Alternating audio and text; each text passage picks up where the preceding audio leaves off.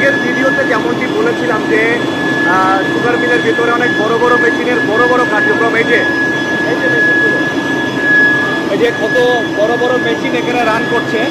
এবং আমার ডান পাশে সুগার যে এলো, অর্থাৎ আখ যে ঢুকলো, সেগুলো প্রসেস হচ্ছে। ডান পাশে এখানে ধোয়া হচ্ছে, ধোয়া হয়ে তারপরে এক পাশে বের হবে আখের যে রসটা, এটা চলে যাবে চিনির যে হাউস সেখানে। তারপরে এটা ধীরে ধীরে চিনি হয়ে বের হবে এবং মোলাসেস হয়ে বের হবে। তো এই যে এত বিশাল একটা প্রক্রিয়া, এবং তুমি একটু দেখাও চারপাশটা ঘুরাই যে কত বড় বড় মেশিন এখানে চলতেছে। এই যে আমি জানি না কতটুকু দেখা যাচ্ছে, অনেক বড় বড় মেশিন এখানে চলতেছে এবং এই মেশিনগুলোই বাঁচিয়ে রেখেছে এই সুগার মিলকে। এই যে